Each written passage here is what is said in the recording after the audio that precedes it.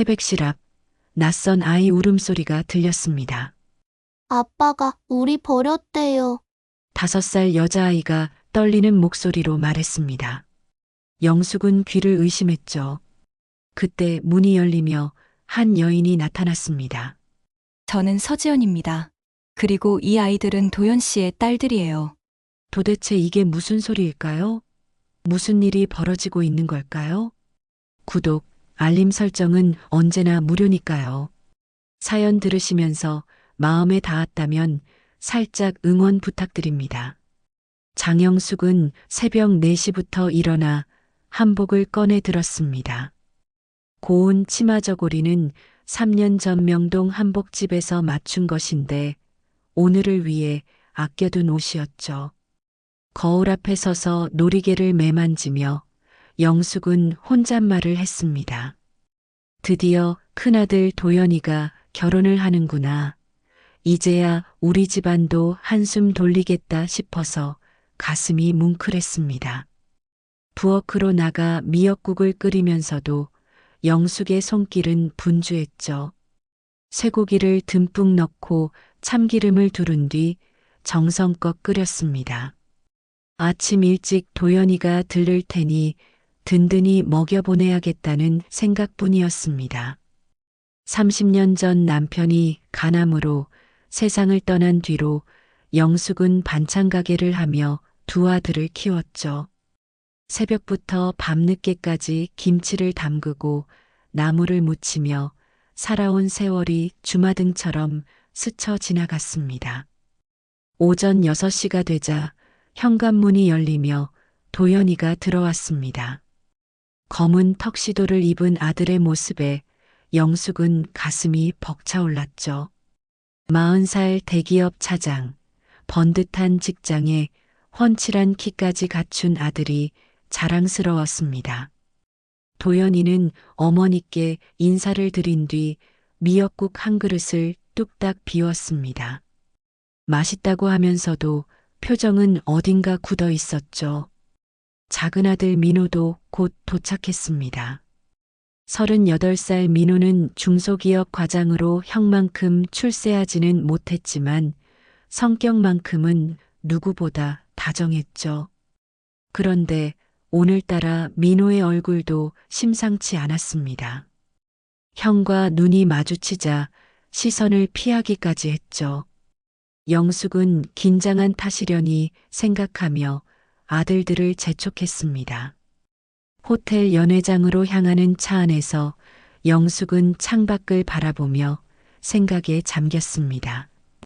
강남 한복판에 위치한 특급 호텔에서 결혼식을 올리다니 꿈만 같았죠. 신부 집안이 재력이 있다고는 들었지만 이 정도일 줄은 몰랐습니다. 최수민이라는 예비 며느리는 강남에서 학원을 운영하는 원장이었고 부모님도 사업을 하시는 분들이라 했죠. 호텔에 도착하자 화려한 로비가 영숙을 맞이했습니다. 샹들리에가 반짝이고 대리석 바닥이 거울처럼 빛났죠. 신부 측 가족들이 먼저 와 있었는데 김숙희 여사와 최강철 사장의 위엄이 대단했습니다. 영숙은 괜히 주눅이 들었지만 애써 미소를 지으며 인사를 건넸죠. 신부 대기실로 향하던 중 영숙은 복도에서 잠시 멈춰 섰습니다. 저 멀리 패백실 앞에서 도연이가 누군가와 통화하는 모습이 보였죠. 목소리가 날카로웠고 얼굴은 붉게 상기되어 있었습니다. 영숙이 다가가려 하자 도연이는 황급히 전화를 끊고 억지 웃음을 지었죠. 예식 시작 1시간 전 영숙은 화장실에서 손을 씻고 나오다가 민호를 만났습니다. 민호는 어머니를 보자 깜짝 놀라며 말을 더듬었죠. 어머니 오늘 정말 예쁘시다고 하면서도 눈은 불안하게 흔들렸습니다. 영숙이 무슨 일 있냐고 물으니 민호는 고개를 저으며 아무것도 아니라고 했죠. 연회장으로 들어서자 하객들이 하나둘 자리를 채우기 시작했습니다. 도연이 회사 동료들, 수민의 학원 관계자들, 양가 친척들까지 500여 명이 넘는 사람들이 모였죠. 영숙은 주례 선생님과 인사를 나누며 자리로 향했습니다. 곧 있으면 아들이 새 가정을 꾸리게 된다는 생각에 눈시울이 뜨거워졌죠. 그때였습니다. 패백실 근처에서 희미하게 아이 울음소리가 들려왔죠. 처음에는 대수롭지 않게 넘겼지만 울음소리가 점점 커졌습니다. 영숙은 자리에서 일어나 소리가 나는 쪽으로 걸어갔죠. 복도를 돌아 패백실 앞에 다다르자 문 틈새로 낯선 광경이 보였습니다. 5살쯤 되어 보이는 쌍둥이 여자아이들이 바닥에 쪼그려 앉아 울고 있었죠. 긴 생머리에 똑같은 분홍색 원피스를 입은 아이들은 서로를 꼭 끌어안은 채 흐느꼈습니다. 영숙이 문을 열고 들어가자 아이들이 깜짝 놀라 뒤로 물러났죠. 영숙은 부드럽게 다가가 무릎을 꿇고 앉았습니다. 왜 우냐고 물으니 큰 아이가 떨리는 목소리로 대답했죠. 할머니, 우리 아빠가 우리를 버렸대요. 엄마가 그랬어요. 영숙은 당황하며 아이들을 달래려 했지만 작은 아이가 더 크게 울음을 터뜨렸습니다. 그 순간 패백실 문이 열리며 한 여인이 들어왔습니다. 35살쯤 되어 보이는 여인은 수척한 얼굴에 검은 정장을 입고 있었죠. 영숙과 눈이 마주치자 여인은 잠시 망설이다가 입을 열었습니다. 안녕하세요. 저는 서지연이라고 합니다. 그리고 이 아이들은 도연 씨의 딸들입니다. 영숙은 귀를 의심했습니다. 무슨 소리냐고 되물으니 지연은 담담하게 말을 이어갔죠. 저는 도연 씨와 10년을 함께 살았습니다. 이 아이들도 낳아 키웠고요. 그런데 1년 전 도연 씨가 저희를 버렸습니다. 오늘 결혼한다는 소식을 듣고 찾아왔죠. 영숙의 다리에 힘이 풀렸습니다. 벽을 짚고 겨우 서 있으면서도 믿을 수가 없었죠. 도연이가 이미 아이가 있다니, 그것도 쌍둥이 딸이 있다니 말입니다. 지연은 핸드백에서 사진 몇 장을 꺼내 보여주었습니다. 도연과 지연 그리고 갓난아기였던 쌍둥이들이 함께 찍은 가족 사진이었죠. 영숙은 사진 속 도연의 얼굴을 보며 현실을 받아들일 수밖에 없었습니다. 떨리는 손으로 사진을 내려놓으며 아이들을 다시 바라보았죠. 자세히 보니 정말로 도연을 닮았습니다. 특히 큰 아이의 눈매와 작은 아이의 입모양이 영락없이 아들을 빼닮았죠. 영숙은 떨리는 다리를 간신히 붙잡고 패백실 의자에 앉았습니다. 지연이 내민 사진들을 하나하나 들여다보니 도연이가 아이들을 안고 웃는 모습, 놀이공원에서 함께 찍은 사진, 돌잔치 때 찍은 가족 사진까지 있었죠. 쌍둥이 아이들은 여전히 엄마 뒤에 숨어 영숙을 조심스럽게 바라보고 있었습니다. 지연이 조용히 말을 이어갔습니다. 처음엔 저도 결혼을 기다렸어요. 도연 씨가 어머님께 말씀드리면 안 된다고 하셔서 기다렸죠. 아이들이 태어났을 때도 조금만 더 기다리라고 했습니다. 회사에서 승진하면 돈을 좀 더 모으면 그때 정식으로 인사드리겠다고 했어요. 그렇게 10년이 흘렀습니다. 영숙은 가슴이 찢어지는 것 같았습니다. 자신이 아들을 얼마나 모르고 있었는지 깨달았죠. 반찬가게 일로 바빴다는 핑계로 아들의 삶을 제대로 들여다보지 못했다는 자책이 밀려왔습니다. 지연의 눈에 맺힌 눈물을 보며 영숙도 울컥했죠. 작은 아이가 엄마 치맛자락을 잡아당기며 속삭였습니다. 엄마, 우리 이제 집에 가요. 무서워요. 그 순간 패백실 문이 벌컥 열리며 민호가 들어왔죠. 민호는 상황을 보자마자 얼굴이 하얗게 질렸습니다. 어머니 여기 계셨군요. 형이 찾고 있어서 제가 왔는데 이게 무슨 일입니까? 영숙이 민호를 노려보며 물었습니다. 너도 알고 있었구나. 내 형이 이미 아이가 있다는 걸 알면서도 나한테 숨겼구나. 민호는 고개를 떨구며 대답했죠. 어머니 죄송합니다. 형이 절대 말하지 말라고 해서 저도 어쩔 수가 없었습니다. 1년 전에 헤어졌다고 들었는데 이렇게 나타날 줄은 몰랐어요. 지연이 비웃음을 삼키며 말했습니다. 헤어진 게 아니라 버림받은 거죠. 도연 씨가 어느 날 갑자기 짐을 싸서 나갔어요. 더 이상 못 살겠다고 새 출발을 하고 싶다고 했죠. 양육비는커녕 연락 한 번 없었습니다. 아이들이 아빠 찾을 때마다 저는 대답을 못했어요. 큰아이 하늘이가 용기를 내어 영숙에게 다가왔습니다. 할머니, 우리 아빠 이름이 장도연 맞아요? 엄마가 아빠 이름 부르는 거 들었어요. 영숙은 아이의 맑은 눈을 보며 가슴이 무너졌죠. 그래, 맞다. 너희 아빠 이름이 장도연이란다. 그리고 나는 너희 할머니가 되는구나. 작은 아이별이도 언니를 따라 다가왔습니다. 그럼 할머니가 우리 아빠 엄마예요? 우리도 할머니 있었구나. 영숙은 아이들을 끌어안고 싶었지만 차마 그럴 수가 없었죠. 당장 밖에서는 결혼식이 시작되려 하고 있었으니까요. 민호가 급하게 말했습니다.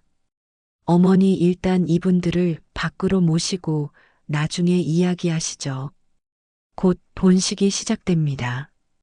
지연이 단호하게 고개를 저었죠. 안 됩니다. 저는 오늘 모든 걸 밝힐 겁니다.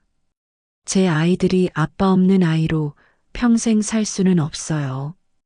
영숙은 지연의 떨리는 어깨를 보며 같은 여자로서 그 심정을 이해할 수 있었습니다.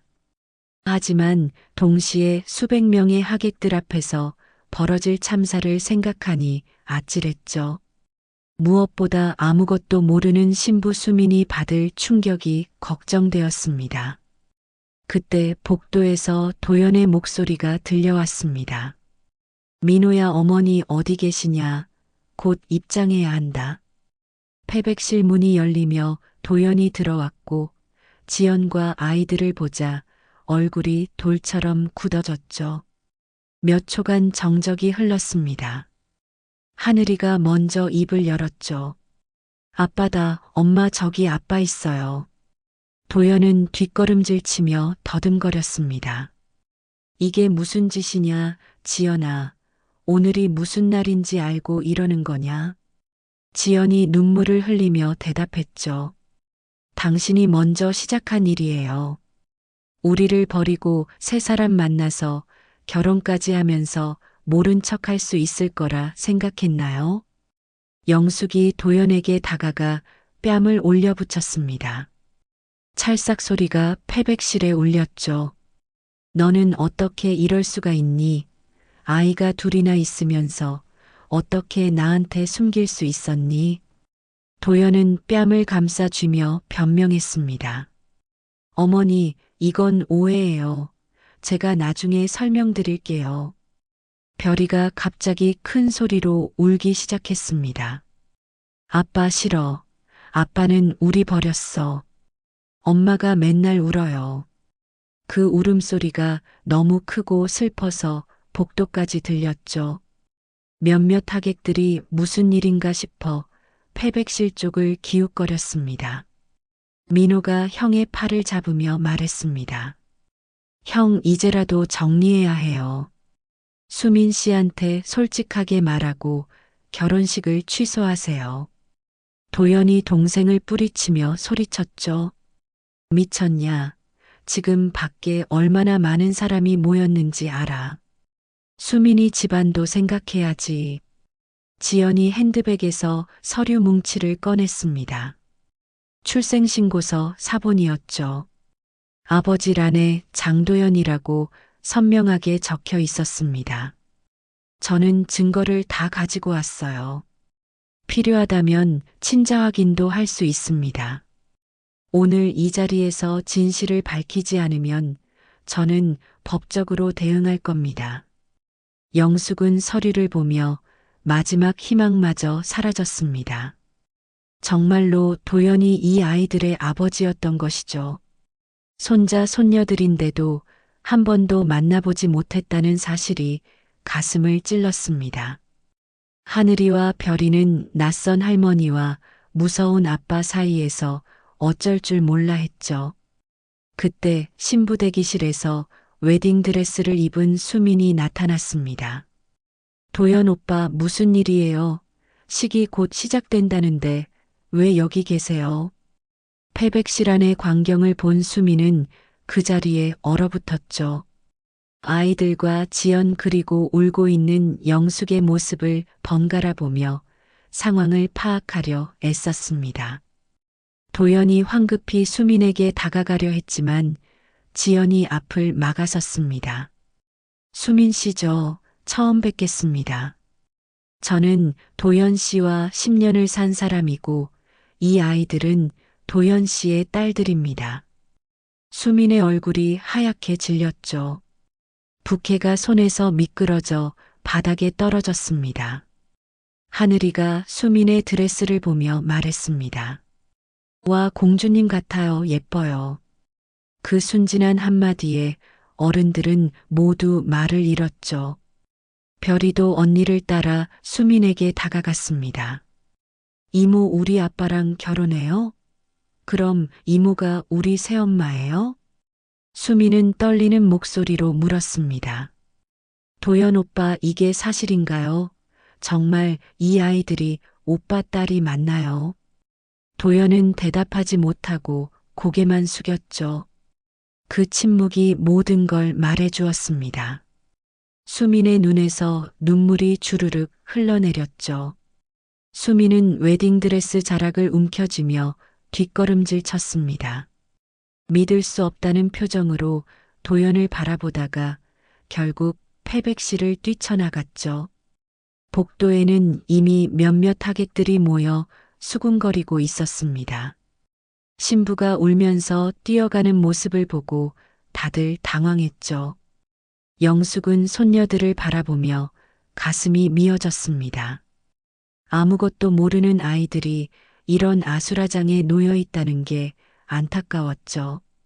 하늘이와 별이는 엄마 손을 꼭 잡은 채 무슨 일이 벌어지는지 이해하지 못한 눈빛이었습니다.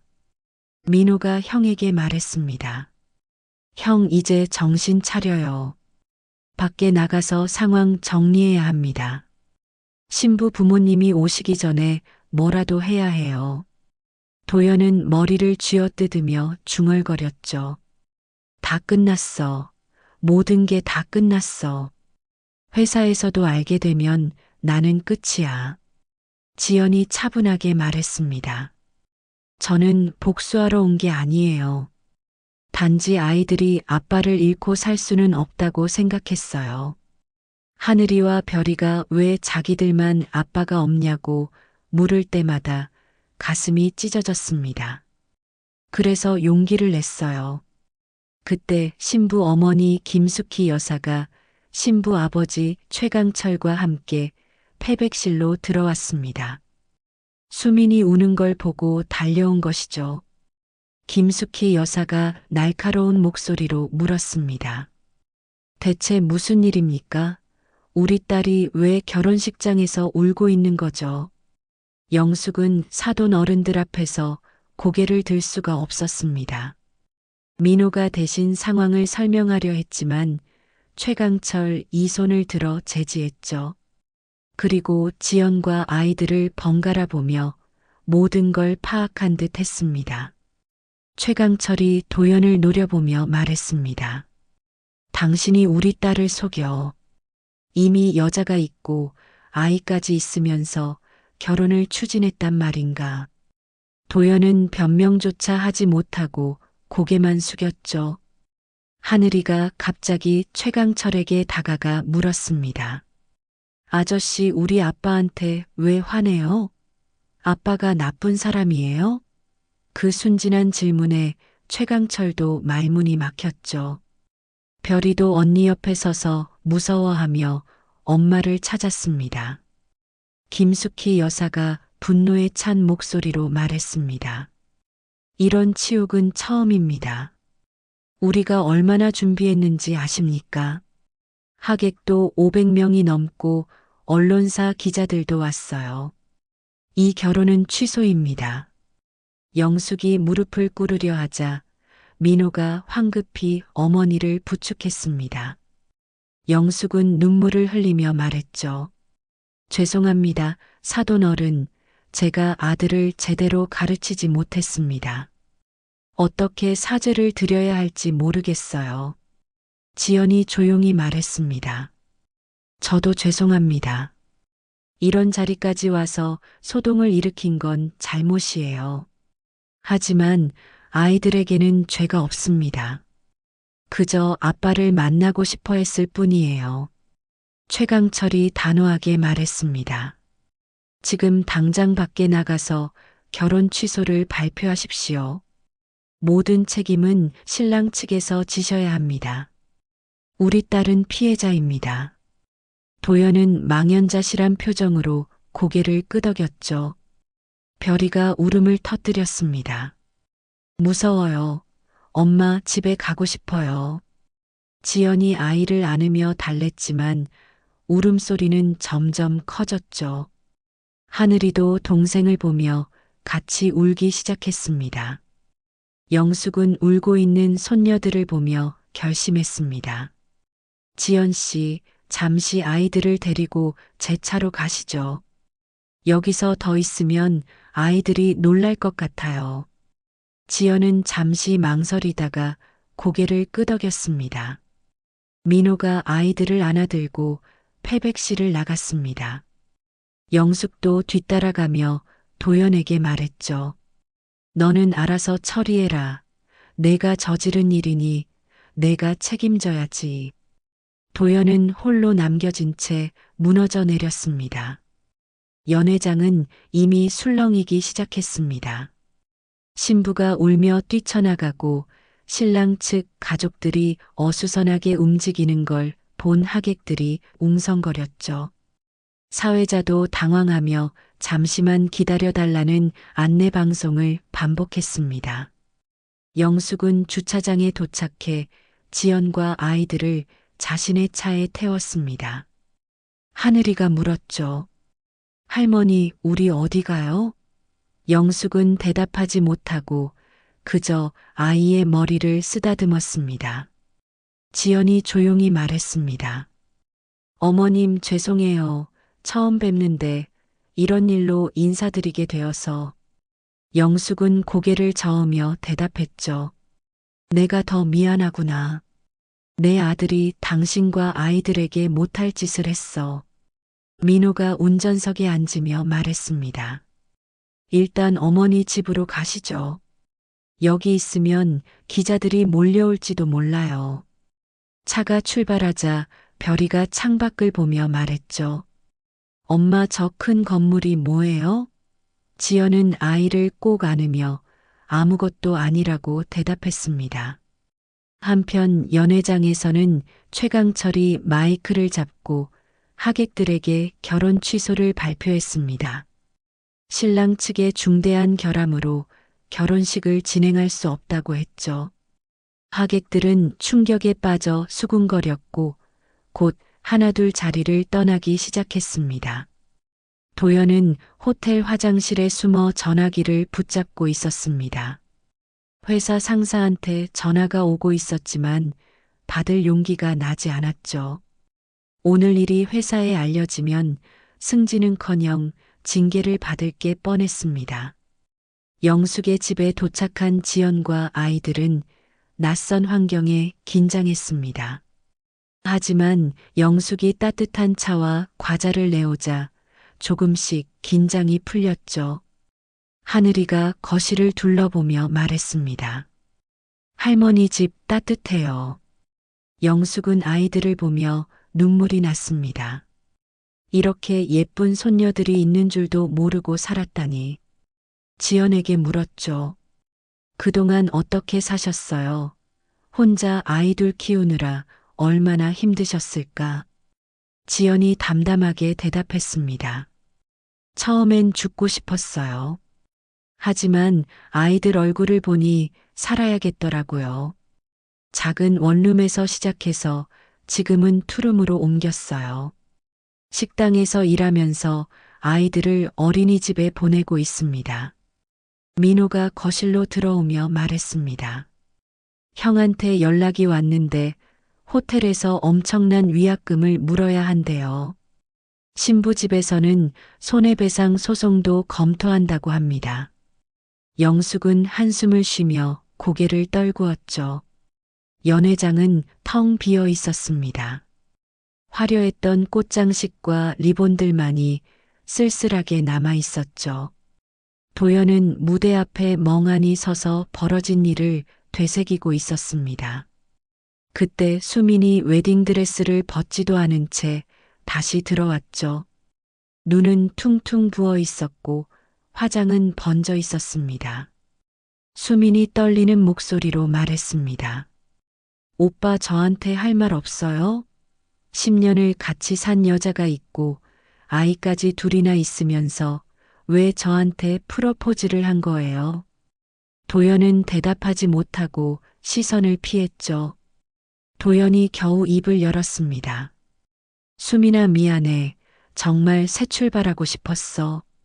너와 함께라면 다시 시작할 수 있을 거라 생각했어. 수민이 비웃으며 말했죠. 그래서 아이들과 그 여자는 버린 거예요? 그게 오빠가 말하는 새 출발이었어요? 그 순간 수민의 아버지가 다시 들어왔습니다. 딸을 보자 안타까운 표정을 지었죠. 수민아 가자. 여기 더 있을 이유가 없다. 그리고 도연을 향해 차갑게 말했습니다. 당신 회사 이사님과 통화했어. 우리가 거래하는 사이인 걸 몰랐나? 도연의 얼굴이 새하얗게 질렸습니다. 최 사장이 이어서 말했죠. 이미 다 전했네. 어떤 직원을 두고 있는지 알아야 할 것 같아서 나머진 변호사를 통해서 연락하겠네. 정신적 피해와 물질적 손해 모두 배상받을 거네. 도연은 무릎을 꿇으려 했지만 최 사장이 막았습니다. 이제 와서 무릎 꿇는다고 달라질 게 있나? 당신은 내 딸뿐만 아니라 당신 아이들과 그 어머니까지 모두 배신한 거요. 그런 사람한테서 사과받고 싶지 않아. 수민이 아버지를 따라 나가면서 마지막으로 도연을 돌아봤습니다. 오빠가 그렇게 비겁한 사람인 줄 몰랐어요. 그 아이들이 불쌍해요. 아빠가 있는데도 아빠 없이 자란다는 게 얼마나 슬픈 일인지 오빠는 모르겠죠. 도연의 휴대폰이 울렸습니다. 회사 인사팀장이었죠. 장 차장님, 지금 당장 회사로 오시기 바랍니다. 이사님께서 기다리고 계십니다. 도연은 손이 떨렸습니다. 최 사장이 벌써 손을 쓴 것이었죠. 한편 영숙의 집에서는 저녁 준비가 한창이었습니다. 영숙은 손녀들이 좋아할 만한 음식을 만들려고 부엌에서 분주히 움직였죠.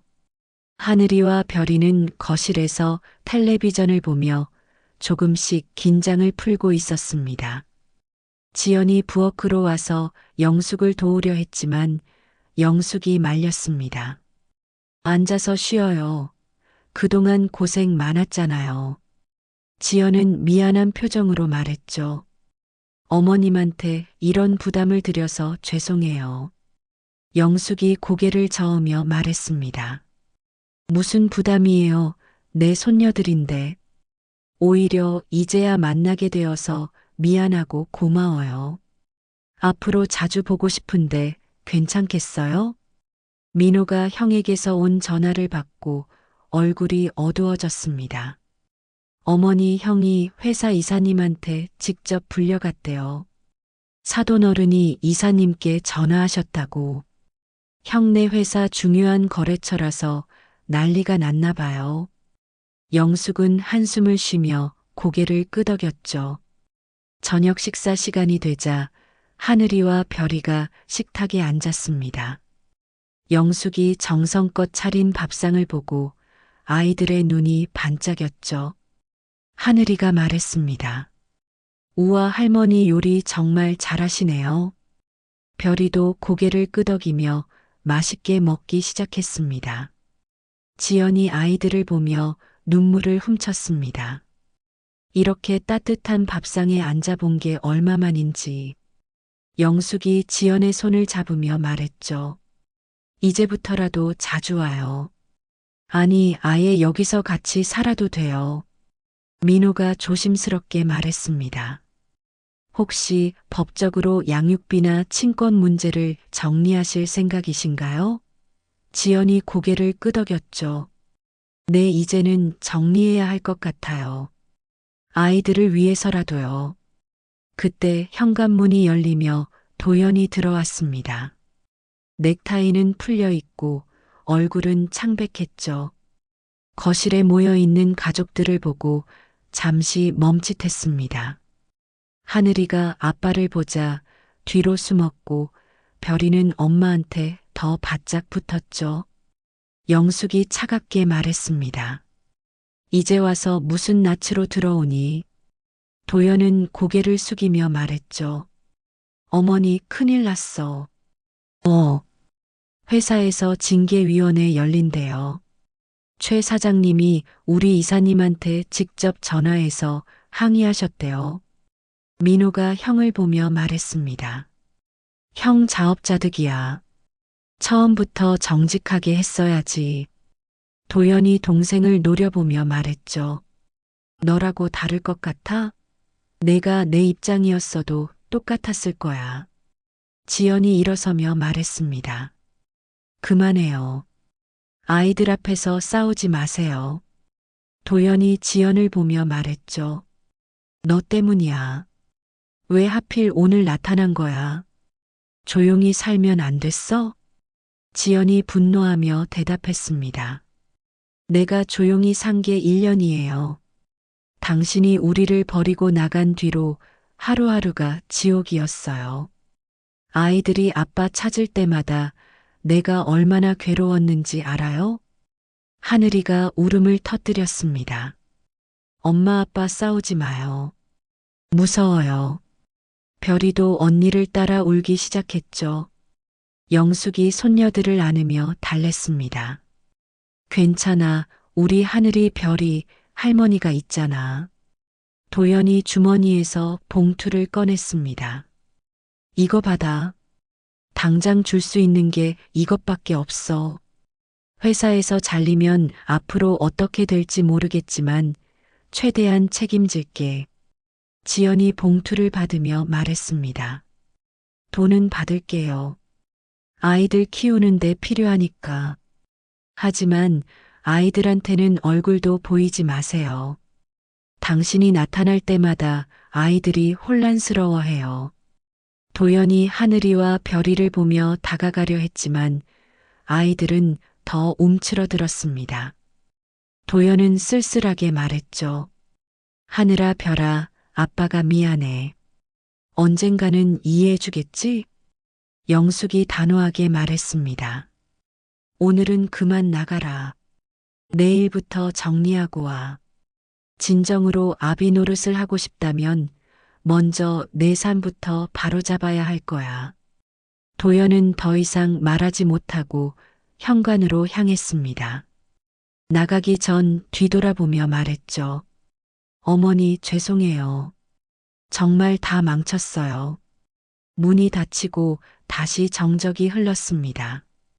월요일 아침, 도연은 무거운 발걸음으로 회사에 도착했습니다. 엘리베이터에서 내려 사무실로 들어서자 동료들의 시선이 일제히 쏠렸다가 재빨리 흩어졌죠. 평소 친하게 지내던 김대리조차 어색하게 인사만 하고 자리로 돌아갔습니다. 인사팀장이 다가와 낮은 목소리로 말했습니다. 장 차장님, 오후 2시에 징계위원회가 열립니다. 그 전에 이사님을 먼저 뵙고 오세요. 도연은 마른 침을 삼키며 이사실로 향했죠. 이사는 차가운 표정으로 도연을 맞았습니다. 최 사장님한테 직접 전화가 왔더군. 우리가 납품하는 물량의 30%가 그쪽 회사란 걸 모르나? 개인 문제로 회사 거래까지 위태롭게 만들다니. 도연은 고개를 숙인 채 변명조차 하지 못했죠. 그 시각 영숙의 집에서는 아침 식사가 한창이었습니다. 하늘이와 별이는 할머니가 만든 계란말이를 맛있게 먹고 있었죠. 지연이 출근 준비를 하며 미안한 표정으로 말했습니다. 어머님, 오늘도 아이들 부탁드려요. 빨리 새 직장을 구해야 하는데. 영숙이 따뜻하게 웃으며 대답했습니다. 걱정 말고 일 다녀와요. 아이들은 내가 잘 돌볼 테니. 그리고 급하게 직장 구하지 말고 천천히 좋은 곳 알아봐요. 당분간은 여기서 지내면 되잖아요. 민호가 조카들에게 크레파스를 선물하며 말했습니다. 하늘아 별아, 오늘 할머니랑 그림 그리면서 놀아. 삼촌은 저녁에 피자 사올게. 아이들이 신나서 고맙다고 인사했죠. 점심때가 되자 영숙은 손녀들과 함께 동네 시장에 나갔습니다. 하늘이가 할머니 손을 꼭 잡고 물었죠. 할머니, 우리 뭐 사러 가요? 영숙이 대답했습니다. 우리 하늘이랑 별이가 좋아하는 과일 사러 가는 거야. 시장 상인들이 영숙을 보고 반갑게 인사했습니다. 어머, 영숙 씨, 손녀들이에요? 어쩜 이렇게 예쁘게 생겼어? 영숙은 자랑스럽게 대답했죠. 네, 우리 손녀들이에요. 이제야 만났지만 정말 예쁘죠? 과일 가게 아주머니가 사과를 하나씩 아이들에게 건네며 말했습니다. 할머니가 여기서 제일 단골이야. 너희 할머니는 정말 좋은 분이란다. 별이가 수줍게 받아들며 감사합니다 하고 인사했죠. 그때 영숙의 휴대폰이 울렸습니다. 도연이었죠. 어머니, 저 징계위원회에서 정직 3개월 받았어요. 다행히 해고는 면했지만 승진은 물 건너갔어요. 영숙이 한숨을 쉬며 말했습니다. 그래도 해고는 안 됐으니 다행이구나. 이제 정신 차리고 제대로 살아야지. 오후에 지연이 일찍 귀가했습니다. 면접을 보고 온 것이었죠. 영숙이 물었습니다. 면접은 어땠어요? 지연이 씁쓸하게 웃으며 대답했습니다. 아이가 둘이나 있다고 하니까 표정이 달라지더라고요. 미혼이나 기혼 무자녀를 선호한대요. 영숙이 지연의 어깨를 토닥이며 말했습니다. 너무 상심하지 말아요. 좋은 곳이 꼭 나타날 거예요. 그리고 정 안 되면 나랑 같이 반찬 가게를 해도 돼요. 나도 이제 나이가 있어서 도움이 필요했거든요. 하늘이가 엄마에게 달려와 안겼습니다. 엄마, 오늘 할머니랑 시장 갔어요. 과일도 사고 떡볶이도 먹었어요. 지연이 딸을 안으며 물었죠. 재밌었어? 할머니한테 말 잘 들었고? 하늘이가 고개를 끄덕이며 대답했습니다. 저녁 무렵 민호가 약속대로 피자를 들고 왔습니다. 아이들이 환호성을 지르며 좋아했죠. 다 같이 둘러앉아 피자를 먹는데 별이가 말했습니다.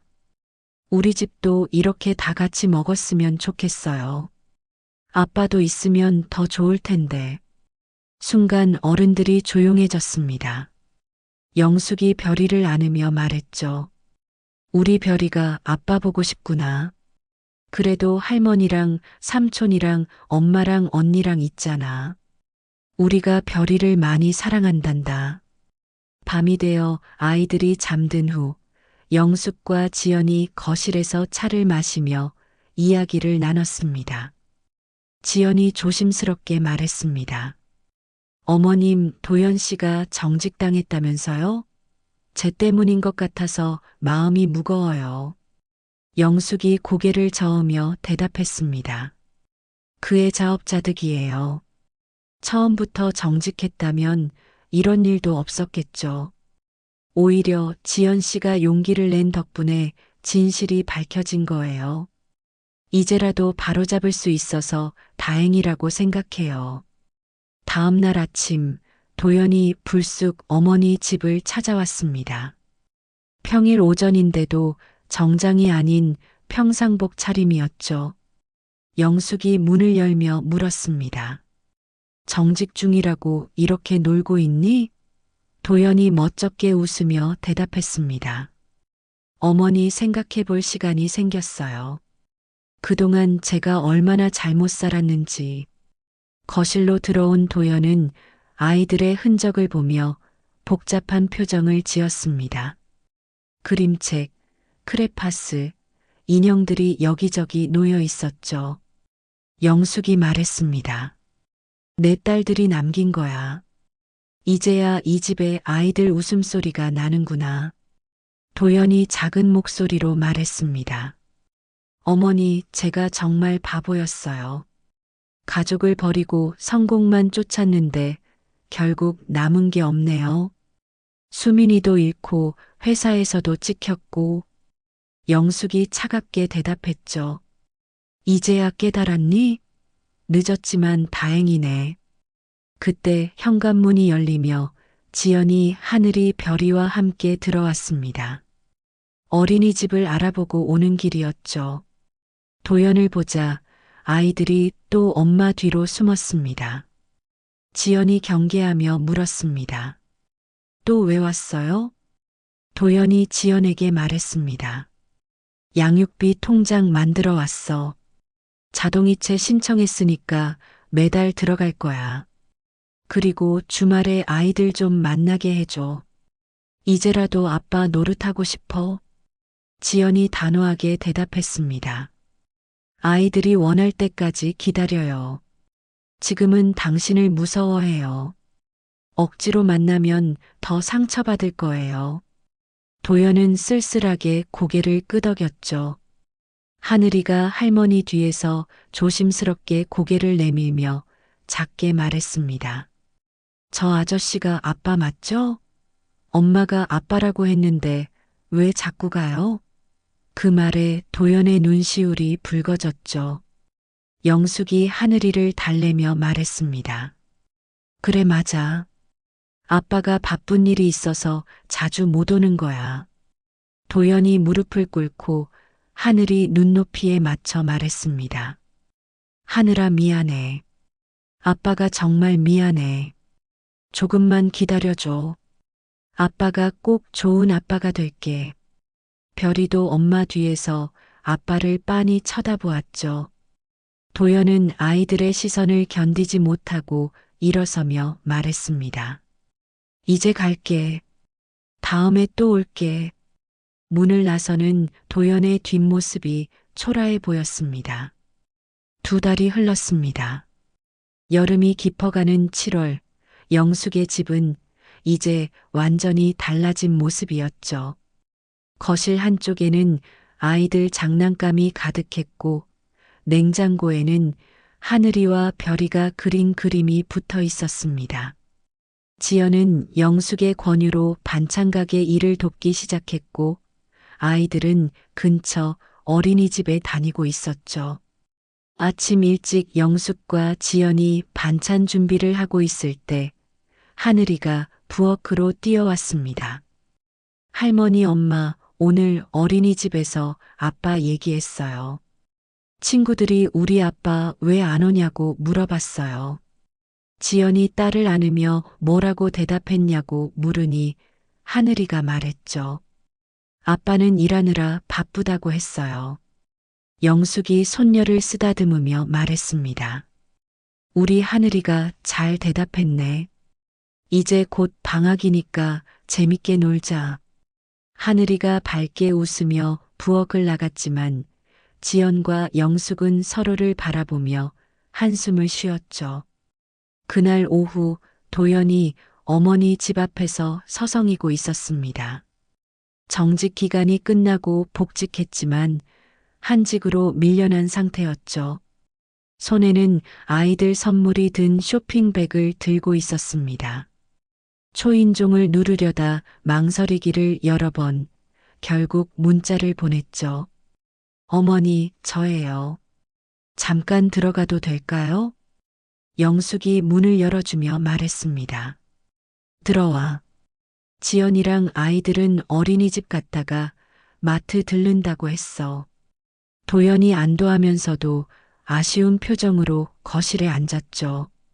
테이블 위에 놓인 아이들 낙서를 보며 쓸쓸하게 웃었습니다. 도연이 조심스럽게 말했습니다. 어머니, 제가 아이들 좀 만날 수 있을까요? 2달 동안 멀리서만 봤어요. 어린이집 끝날 때 몰래 가서. 영숙이 놀라며 물었죠. 그동안 계속 지켜본 거니? 도연이 고개를 끄덕였습니다.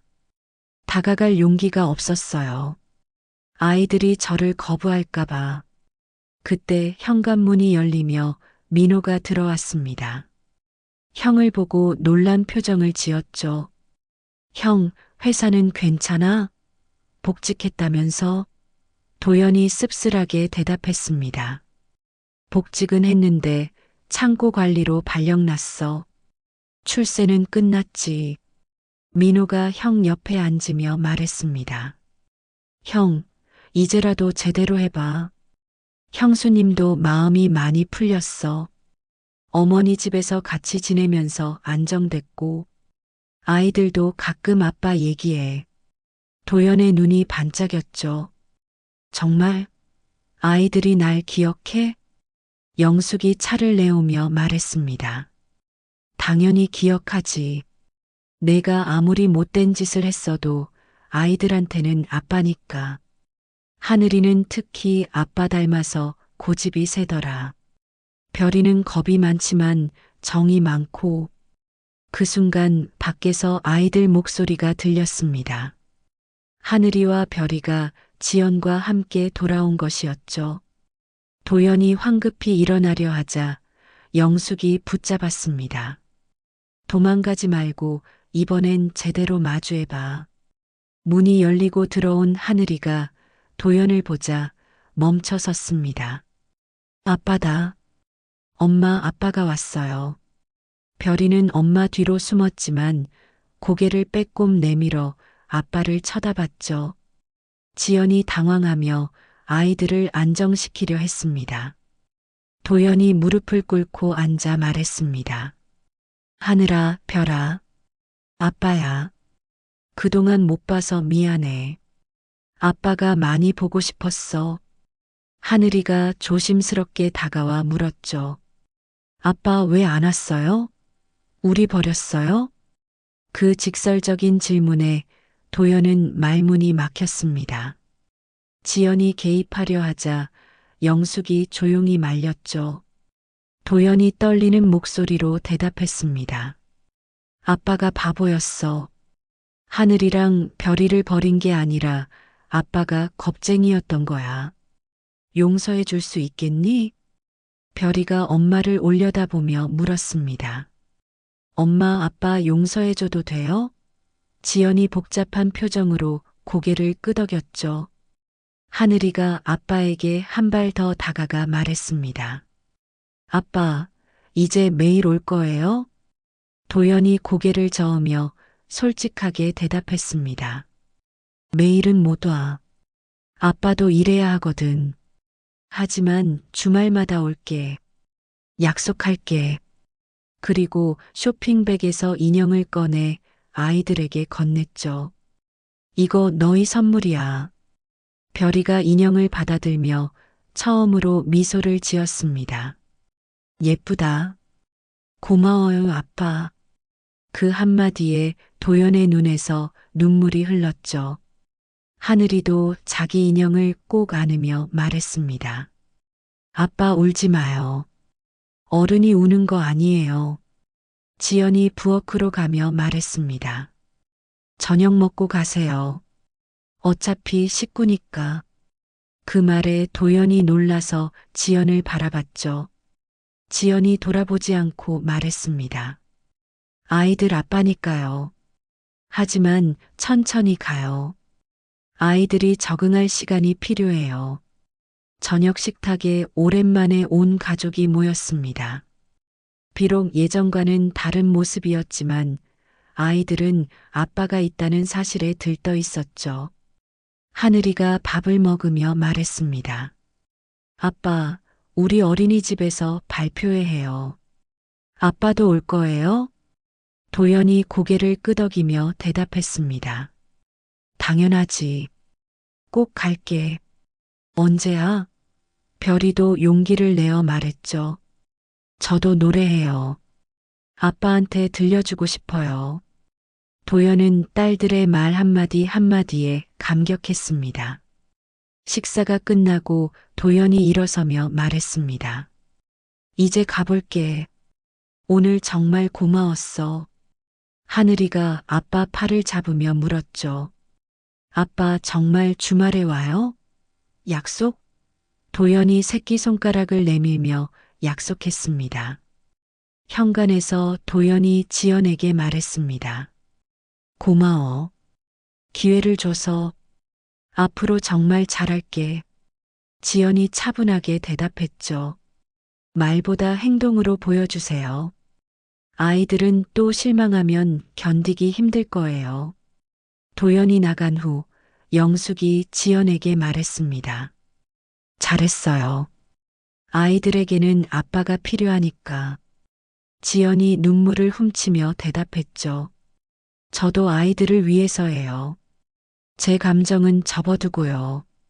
민호가 조카들과 놀아주며 분위기를 밝게 만들었습니다. 하늘아 별아, 다음 주에 아빠랑 삼촌이랑 다 같이 동물원 갈까? 아이들이 신나서 좋다고 소리쳤죠.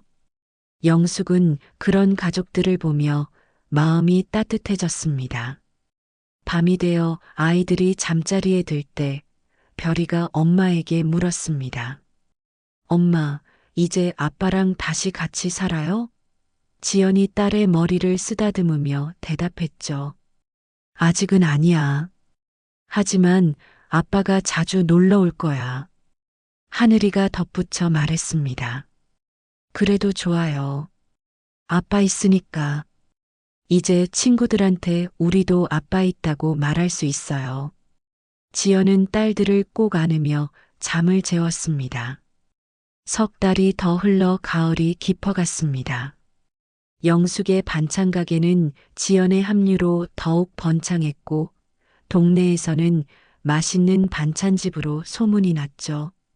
매주 토요일마다 도연이 찾아와 아이들과 시간을 보내는 것도 이제는 자연스러운 일상이 되었습니다. 어느 토요일 오후 도연이 아이들을 데리고 한강공원에 나갔습니다. 하늘이와 별이는 자전거를 배우고 있었죠. 도연이 뒤에서 자전거를 잡아주며 말했습니다. 하늘아 겁내지 마. 아빠가 잡고 있어. 하늘이가 씩씩하게 페달을 밟았지만 별이는 무서워서 울먹였죠. 별아 괜찮아. 천천히 해도 돼. 도연이 별이를 달래며 자전거에서 내려오게 했습니다. 그리고 먼저 자기가 타는 시범을 보였죠. 별이가 웃으며 말했습니다. 아빠 잘 타요. 나도 탈래요. 용기를 낸 별이가 다시 자전거에 올랐습니다. 잠시 쉬는 시간 벤치에 앉아 김밥을 먹으며 하늘이가 물었습니다. 아빠 왜 엄마랑 같이 안 살아요? 친구들은 다 같이 사는데. 도연이 잠시 말을 고르다가 대답했죠. 어른들 사정이 복잡해서 그래. 하지만 아빠는 너희를 정말 사랑해. 별이가 김밥을 먹으며 말했습니다. 그럼 엄마도 사랑해요? 도연이 당황하며 머뭇거리자 하늘이가 말했죠. 엄마는 아빠 얘기하면 슬픈 얼굴 돼요. 도연은 아이들의 순수한 질문에 가슴이 먹먹해졌습니다. 집으로 돌아오니 영숙과 지연이 저녁 준비를 하고 있었습니다. 민호도 와 있었죠. 하늘이가 신나서 자랑했습니다. 할머니, 나 자전거 탔어요. 아빠가 가르쳐 줬어요. 별이도 거들었죠. 나도 조금 탔어요. 저녁 식탁에서 민호가 말했습니다. 형, 다음 주가 어머니 생신이야. 뭐 준비할까? 영숙이 손을 저으며 말했죠. 아이고, 무슨 생일이야. 그냥 넘어가자. 하지만 하늘이와 별이가 신나서 말했습니다. 할머니 생일이에요? 케이크 먹어요. 지연이 미소 지으며 말했습니다. 어머니 그냥 넘어가지 마세요. 아이들도 좋아하는데 간단하게라도 해요. 도연도 고개를 끄덕였죠. 어머니, 저희가 준비할게요. 받기만 하세요. 다음 주 영숙의 생신날 아침부터 집안이 들썩였습니다. 지연과 아이들이 미역국을 끓이고 도연과 민호가 장을 보러 나갔죠. 영숙은 이런 날이 올 거라고는 상상도 못했습니다. 텅 비어 있던 집이 이렇게 북적이게 될 줄이야. 오후가 되자 뜻밖의 손님들이 찾아왔습니다. 반찬가게 단골들이 생신 선물을 들고 온 것이었죠. 그중 한 아주머니가 말했습니다. 영숙 씨가 손녀들 자랑하는 거 듣고 한번 보고 싶었어요. 정말 예쁘네요. 저녁이 되어 케이크에 촛불을 켰습니다. 하늘이와 별이가 생일 축하 노래를 부르기 시작했죠. 할머니 생일 축하해요. 영숙의 눈에 눈물이 맺혔습니다. 이렇게 온 가족이 모여 생일을 축하받은 게 얼마만인지. 촛불을 끄기 전 영숙이 소원을 빌었습니다. 이 아이들이 건강하게 자라게 해주세요. 그리고 우리 가족이 다시 하나가 될 수 있다면. 촛불을 한 번에 끈 영숙에게 모두가 박수를 쳤죠. 케이크를 나눠 먹으며 도연이 조심스럽게 말했습니다. 어머니 죄송해요. 그동안 불효만 했는데. 영숙이 고개를 저으며 대답했죠. 지나간 일이야. 이제라도 이렇게 모였으니 됐어. 하늘이가 할머니에게 그림 선물을 내밀었습니다. 제가 그렸어요. 우리 가족이에요. 그림에는 할머니, 엄마, 아빠, 삼촌, 그리고 자신과 별이가 손을 잡고 있는 모습이 그려져 있었죠. 영숙은 그림을 꼭 안으며 고맙다고 했습니다. 밤이 되어 도연이 떠나려 하자 별이가 붙잡았습니다. 아빠 오늘은 여기서 자요. 할머니 생일인데. 도연이 지연을 바라보자 지연이 작게 고개를 끄덕였죠. 그래, 오늘은 특별한 날이니까. 도연은 거실 소파에서 잠을 자기로 했습니다. 오랜만에 가족과 한 지붕 아래에서 밤을 보내는 것이었죠. 새벽에 잠이 깬 도연은 거실에서 창밖을 바라봤습니다. 그때 영숙이 물을 마시러 나왔죠. 못 잤니? 영숙이 아들 옆에 앉으며 물었습니다. 도연이 고개를 끄덕이며 말했죠. 어머니, 저 다시 시작하고 싶어요. 제대로 된 아버지, 아들이 되고 싶어요. 영숙이 아들의 어깨를 두드렸습니다. 늦지 않았어. 천천히 하나씩 해나가면 돼. 다음 날 아침, 하늘이와 별이가 아빠를 깨웠습니다. 아빠 일어나요. 아침 먹어요. 도연은 딸들을 보며 미소 지었죠. 이런 아침을 맞는 게 얼마만인지. 비록 완전하지는 않지만 가족이 조금씩 회복되고 있다는 걸 느꼈습니다. 아침 식탁에서 민호가 말했습니다. 형, 회사는 어때? 여전히 창고 일해? 도연이 담담하게 대답했죠.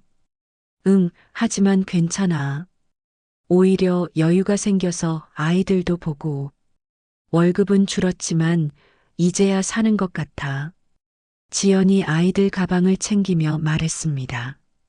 오늘 어린이집 끝나고 병원 가야 해요. 별이 감기 기운이 있어서. 도연이 일어서며 말했죠. 내가 데려다 줄게. 오후에 시간 있어. 지연이 잠시 망설이다가 고개를 끄덕였습니다. 영숙은 이런 일상적인 대화를 들으며 마음이 평온해졌습니다. 완벽하지는 않아도 서로를 배려하고 아이들을 중심으로 조금씩 가까워지는 모습이 보기 좋았죠. 무너졌던 가족이 새로운 모습으로 다시 세워지고 있었습니다. 겨울이 시작되는 12월, 영숙의 집 거실에는 작은 크리스마스 트리가 세워졌습니다. 하늘이와 별이가 반짝이는 장식을 달며 까르르 웃었죠. 지난 1년 동안 이 집에는 많은 변화가 있었습니다. 상처와 아픔이 있었지만 그보다 더 큰 사랑과 용서가 자라났죠. 도연은 이제 매주 2~3번씩 집에 들렀습니다. 퇴근 후 아이들 숙제를 봐주거나 주말에는 함께 나들이를 갔죠. 비록 지연과 재결합하지는 않았지만 아이들의 부모로서 서로를 존중하며 지내고 있었습니다. 어느 날 저녁 지연이 영숙에게 조심스럽게 말했습니다. 어머님, 저 독립하려고 해요. 이제 아이들도 많이 컸고 제 힘으로 살아봐야 할 것 같아서요. 영숙이 놀라며 만류했지만 지연의 결심은 확고했죠. 영숙이 서운한 마음을 숨기며 말했습니다. 그래요. 언젠가는 떠날 줄 알았어요. 하지만 멀리 가지는 말아요. 아이들도 할머니를 너무 좋아하니까. 지연이 영숙의 손을 잡으며 대답했죠. 걱정 마세요. 바로 근처에 작은 집을 구했어요. 매일 들를게요. 도연이 이사 소식을 듣고 찾아왔습니다. 지연에게 물었죠. 내가 양육비 더 보낼까? 이사 비용이라도. 지연이 고개를 저으며 대답했습니다. 괜찮아요. 그동안 모은 돈도 있고 반찬 가게 일도 계속할 거예요. 이사하는 날 온 가족이 모여 짐을 날랐습니다. 민호가 무거운 짐을 들며 말했죠. 형수님, 이제 정말 가족처럼 지내는데 왜 떠나세요? 지연이 미소 지으며 대답했습니다. 가족이니까 적당한 거리도 필요해요. 새 집은 영숙의 집에서 걸어서 5분 거리에 있는 작은 빌라였습니다. 하늘이가 신나서 말했죠. 우와, 우리 집이에요? 내 방도 있어요? 별이도 뛰어다니며 구경했습니다. 하지만 곧 할머니 집이 그리울 것 같다고 말했죠. 영숙이 김치와 반찬을 한가득 가져와 냉장고를 채우며 말했습니다. 밥은 꼭 챙겨 먹어요. 아이들 아프면 바로 데려와요. 지연이 눈물을 글썽이며 안아드렸죠. 어머님 정말 감사했어요. 어머님 덕분에 다시 일어설 수 있었어요. 저녁이 되어 영숙과 민호가 돌아가고 도연도 인사를 하고 떠나려 했습니다. 그때 하늘이가 아빠를 불렀죠. 아빠, 우리 새 집 구경 안 해요? 도연이 딸들과 함께 작은 집을 둘러보며 복잡한 심정이 되었습니다. 지연이 차를 내오며 말했습니다. 앉아요. 잠깐 얘기해요. 두 사람이 거실에 앉아 지연이 입을 열었죠. 도연 씨, 그동안 노력하는 거 봤어요. 아이들도 이제 아빠를 편하게 대하고요. 고마워요. 도연이 고개를 숙이며 말했습니다. 내가 고마워야지. 기회를 줘서. 지연아, 혹시 우리 다시 시작할 수는 없을까? 조금씩이라도. 지연이 잠시 침묵하다가 대답했죠. 아직은 모르겠어요. 상처가 쉽게 아물지 않아요. 하지만 아이들 아빠로서는 계속 함께해요. 크리스마스 이브가 되었습니다. 영숙의 집에 모두가 모였죠. 하늘이와 별이는 산타 할아버지를 기다리며 들떠 있었습니다. 영숙이 아이들에게 선물을 주며 말했죠.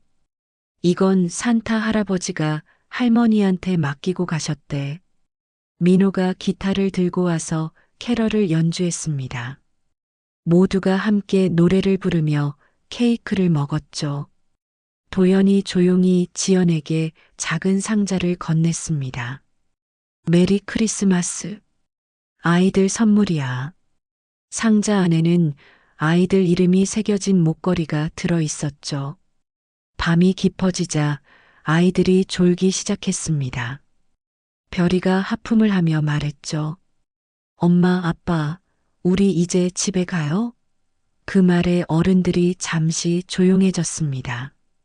아이에게는 너무나 자연스러운 말이었지만 현실은 달랐으니까요.